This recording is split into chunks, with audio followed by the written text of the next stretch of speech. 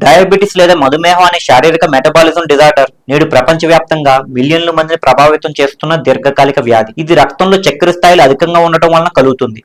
Diabetes మూత్రపిండాల ఆరోగ్యంపై తీవ్ర ప్రభావం చూపుతుంది.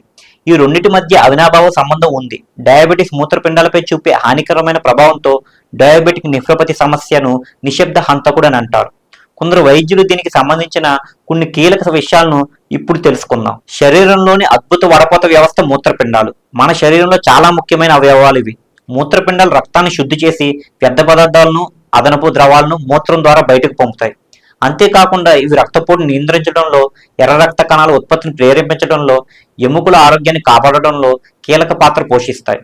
డయాబెటిస్ ఉన్నవారి రక్తంలో అధిక చక్కెర స్థాయిలు కాలక్రమేణా మూత్రపిండాల్లోని చిన్న రక్తనాళాలను దెబ్బతీస్తాయి. దీనిని డయాబెటిక్ నెఫ్రోపతి అంటారు. ఒక విధంగా చెప్పాలంటే నిశ్శబ్ద హంతకుడు ఈ డయాబెటిక్ నెఫ్రోపతి.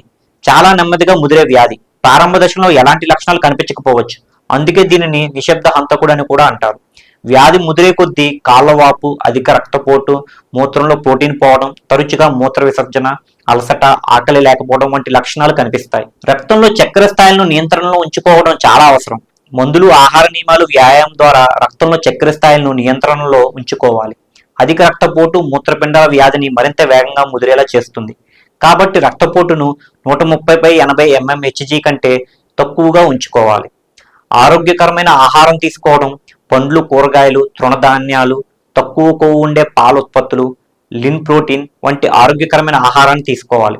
ఉప్పు, చక్కెర, కొవ్వు పదార్థాలను పరిమితం చేయాలి. అంతేకాకుండా వారానికి కనీసం 150 నిమిషాల పాటు మితమైన వ్యాయామం చేయాలి. ధూమపానం, మద్యపానం మూత్రపిండాల వ్యాధిని మరింత తీవ్రతరం చేస్తాయి. మూత్రపిండాల పనితీరును తెలుసుకోవడానికి క్రమం తప్పకుండా రక్త, మూత్ర పరీక్షలు చేయించుకోవాలి.